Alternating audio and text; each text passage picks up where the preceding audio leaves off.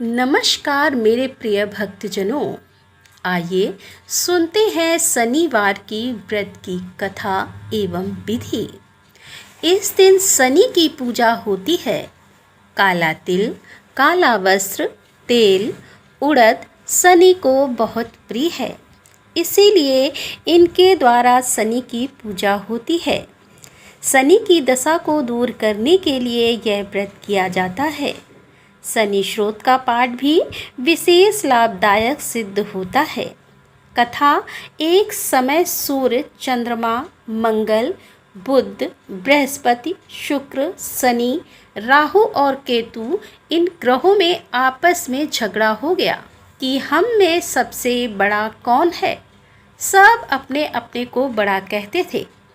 जब आपस में कोई निश्चय ना हो सका तो सब के सब आपस में झगड़ते हुए इंद्र के पास गए और कहने लगे कि आप सब देवताओं के राजा हो, इसीलिए हमारा न्याय करके बतलाओ कि हम सब 9 ग्रहों में सबसे बड़ा कौन है।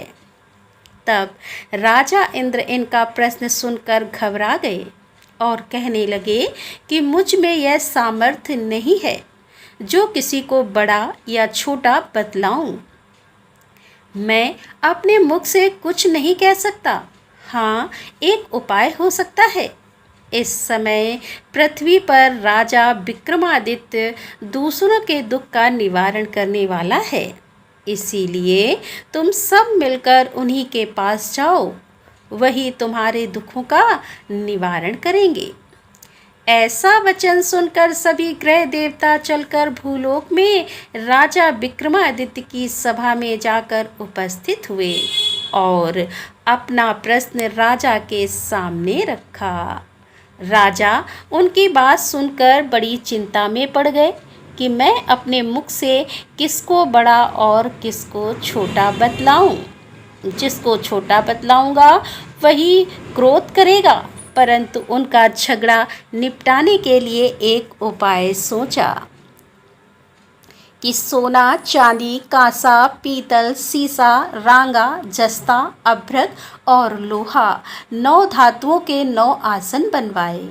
अब आसनों को क्रम से जैसे सोना सबसे पहले और लोहा सबसे पीछे बिछाए गए। इसके पश्चात राजा ने सब ग्रहों से कहा कि आप सब अपने अपने सिंहासन पर बैठिए। जिसका आसन सबसे आगे है वह सबसे बड़े और जिसका आसन सबसे पीछे है वह सबसे छोटा जानिए। क्योंकि लोहा सबसे पीछे था और वह शनिदेव का आसन था, इसीलिए शनिदेव ने समझ लिया कि राजा ने मुझको सबसे छोटा बना दिया है। इस पर शनि को बड़ा क्रोध आया और कहा कि राजा, तू मेरे पराक्रम को नहीं जानता। सूर्य एक राशि पर 1 महीना, चंद्रमा 2.25 महीना, 2 दिन मंगल, 1.5 महीना बृहस्पति और 13 महीने बुध और शुक्र 1 महीने, परंतु मैं एक राशि पर 2.5 अथवा 7 साल तक रहता हूँ। बड़े बड़े देवताओं को भी मैंने भीषण दुख दिया है। राजन सुनो, राम जी को 7.5 आई और वनवास हो गया और रावण पर आई तो राम जी ने लक्ष्मण की सेना लेकर लंका पर चढ़ाई कर दी, रावण के कुल का नाश कर दिया। हे राजा, अब तुम सावधान रहना। राजा कहने लगा, जो कुछ भाग्य में होगा देखा जाएगा। उसके बाद अन्य ग्रह तो प्रसन्नता के साथ चले गए, परंतु शनिदेव बड़े क्रोध के साथ वहां से सिधारे। कुछ काल व्यतीत हो जाने पर जब राजा को 7.5 की दशा आई तो शनिदेव घोड़े के सौदागर बनकर अनेक सुंदर घोड़ों के सहित राजा की राजधानी में आए। जब राजा ने सौदागर के आने की खबर सुनी तो अश्वपाल को अच्छे अच्छे घोड़े खरीदने की आज्ञा दी। अश्वपाल ऐसी अच्छी नस्ल के घोड़े देखकर और उनका मूल्य सुनकर चकित हो गया और तुरंत ही राजा को खबर कर दी। राजा उन घोड़ों को देखकर एक अच्छा सा घोड़ा चुनकर सवारी के लिए चढ़ा। राजा घोड़े की पीठ पर चढ़ते ही घोड़ा जोर से भागा, घोड़ा बहुत दूर एक बड़े जंगल में जाकर राजा को छोड़कर अंतर्ध्यान हो गया। इसके बाद राजा अकेला जंगल में भटकता फिरता रहा। बहुत देर के पश्चात राजा ने भूख और प्यास से दुखी होकर भटकते भटकते एक ग्वाले को देखा। ग्वाले ने राजा को प्यास से व्याकुल देखकर पानी पिलाया। राजा की उंगली में एक अंगूठी थी, उसे निकालकर प्रसन्नता के साथ ग्वाले को दे दी और शहर की ओर चल पड़ा। राजा शहर में पहुंचकर एक सेठ की दुकान पर जाकर बैठ गया और अपने आप को उज्जैन का रहने वाला तथा अपना नाम वीका बतलाया। सेठ ने उसको कुलीन मनुष्य समझकर जल आदि पिलाया और भाग्यवश उस दिन सेठ की दुकान पर बिक्री अधिक हुई थी। तब सेठ उसको भाग्यवान पुरुष समझकर भोजन कराने के लिए अपने साथ ले गया।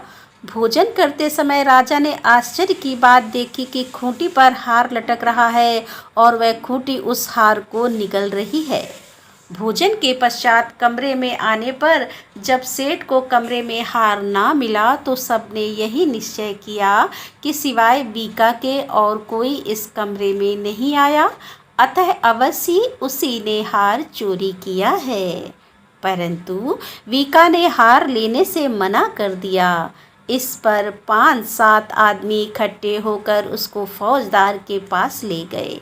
फौजदार ने उसको राजा के सामने उपस्थित कर दिया और कहा कि यह आदमी तो भला प्रतीत होता है, चोर मालूम नहीं होता, परंतु सेठ का कहना है कि इसके सिवाय और कोई घर में आया ही नहीं, अवश्य ही इसी ने चोरी की है। तब राजा ने आज्ञा दी कि इसके हाथ पैर काटकर चौरंगिया किया जाए। राजा की आज्ञा का तुरंत पालन किया गया और वीका के हाथ पैर काट दिए। इस प्रकार कुछ काल व्यतीत होने पर एक तेली उसको अपने घर ले आया और कोहलू पर उसको बैठा दिया। वीका उस पर बैठा हुआ जमान से बैल हाँकता रहा। शनि की दशा समाप्त हो गई और एक रात को वर्षा ऋतु के समय वह मल्हार राग गाने लगा। उसका गाना सुन उस शहर के राजा की कन्या उस राग पर मोहित हो गई और दासी को खबर लाने भेजा कि शहर में कौन गा रहा है। दासी सारे शहर में फिरती फिरती क्या देखती है कि तेली के घर में चौरंगिया राग गा रहा है। दासी ने महल में आकर राजकुमारी को सब वृतांत सुना दिया। बस उसी क्षण राजकुमारी ने अपने मन में यह प्रण कर लिया कि चाहे कुछ हो, मैंने इस चौरंगिया के साथ विवाह करना है। प्रातः काल होते ही जब दासी ने राजकुमारी को जगाना चाहा तो राजकुमारी अनशन व्रत लेकर पड़ी रही। तब दासी ने रानी के पास जाकर राजकुमारी के ना उठने का वृतांत कहा। रानी ने तुरंत ही वहां आकर राजकुमारी को जगाया और उसके दुख का कारण पूछा। तो राजकुमारी ने कहा कि माताजी, मैंने यह प्रण कर लिया है कि तेली के घर में जो चौरंगिया है उसी के साथ विवाह करूंगी। माता ने कहा, पगली, यह क्या बात कह रही है? तुझको किसी देश के राजा के साथ परणाया जाएगा। कन्या कहने लगी कि माताजी, मैं अपना प्रण कभी नहीं तोड़ूंगी। माता ने चिंतित होकर यह बात राजा को बताई। तब महाराज ने भी आकर यह समझाया कि मैं अभी देश के देशांतर में अपने दूत भेजकर सुयोग रूपवान एवं बड़े से बड़े गुणी राजकुमार के साथ तुम्हारा विवाह करूँगा। ऐसी बात तुमको कभी नहीं विचारनी चाहिए। कन्या ने कहा, पिताजी, मैं अपने प्राण त्याग दूंगी, परंतु दूसरे से विवाह नहीं करूंगी। इतना सुनकर राजा ने क्रोध से कहा, यदि तेरे भाग्य में ऐसा ही लिखा है तो जैसी तेरी इच्छा हो वैसा ही कर। राजा ने तेली को बुलाकर कहा कि तेरे घर में जो चौरंगिया है उसके साथ मैं अपनी कन्या का विवाह करना चाहता हूँ। तेली ने कहा कि यह कैसे हो सकता है? कहाँ आप हमारे राजा और कहाँ मैं एक नीच। परंतु राजा ने कहा कि भाग्य लिखे को कोई नहीं टाल सकता। अपने घर जाकर विवाह की तैयारी करो। राजा ने उसी समय तोरण और वंदनवार लगवाकर अपनी राजकुमारी का विवाह चौरंगिया विक्रमादित्य के साथ कर दिया। रात्रि को जब विक्रमादित्य और राजकुमारी महल में सोए थे तो आधी रात के समय शनिदेव ने विक्रमादित्य को स्वप्न दिया। राजा, कहो, मुझको छोटा बतलाकर तुमने कितना दुख उठाया। राजा ने क्षमा मांगी। शनिदेव ने प्रसन्न होकर विक्रमादित्य को हाथ पैर दिए। तब राजा ने कहा, महाराज, मेरी प्रार्थना स्वीकार करें कि जैसा दुख आपने मुझे दिया है ऐसा और किसी को ना दें। शनिदेव ने कहा कि तुम्हारी प्रार्थना स्वीकार है। जो मनुष्य मेरी कथा सुनेगा या कहेगा उसको मेरी दशा में भी कभी किसी प्रकार का दुख नहीं होगा, और जो नित्य ही मेरा ध्यान करेगा, चींटियों को आटा डालेगा, उसके सब मनोरथ पूर्ण होंगे। इतना कहकर शनिदेव अपने धाम को चले गए। राजकुमारी की आंख खुली और उसने राजा के हाथ पांव देखे तो आश्चर्य को प्राप्त हुई। उसको देखकर राजा ने अपना समस्त हाल कहा कि मैं उज्जैन का राजा विक्रमादित्य हूँ। यह सुनकर राजकुमारी अत्यंत प्रसन्न हुई और प्रातःकाल राजकुमारी ने उसकी सखियों ने पूछा तो उसने अपने पति का समस्त वृत्तांत कह सुनाया।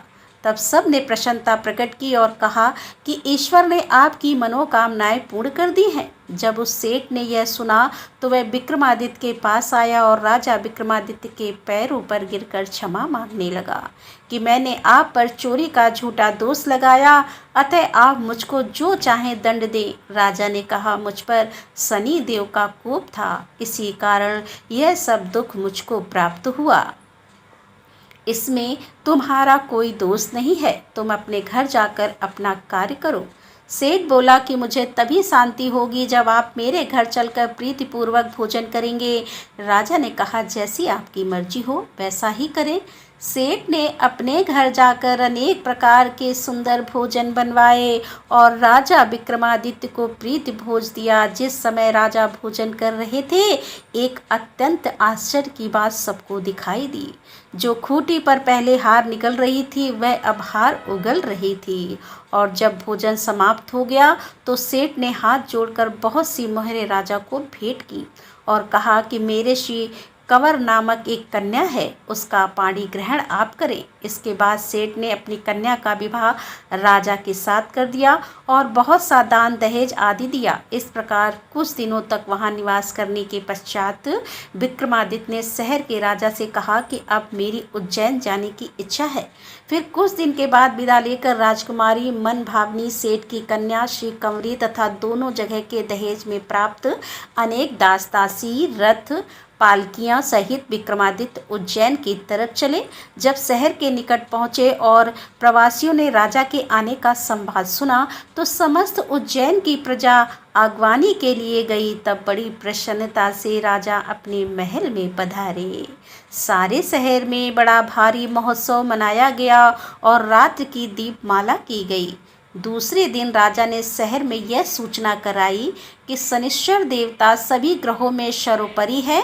मैंने उनको छोटा बतलाया, इसी से मुझको यह दुख प्राप्त हुआ। इस कारण सारे शहर में सदा शनिचर की पूजा और कथा होने लगी।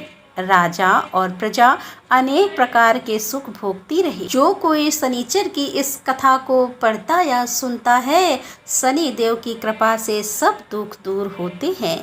शनिवार की कथा को व्रत के दिन अवश्य पढ़ना चाहिए। बोल शनिदेव महाराज की जय। तो दोस्तों, ये थी आज की कथा। उम्मीद करती हूँ ये कथा आपको पसंद आई होगी। यदि कथा पसंद आई है तो वीडियो को लाइक कीजिए, दोस्तों के साथ शेयर कीजिए और हमारे चैनल को सब्सक्राइब कर लीजिए। तो दोस्तों, मिलते हैं अगले वीडियो के साथ। तब तक के लिए राधे राधे, जय श्री कृष्णा, हर हर महादेव, जय भोलेनाथ की।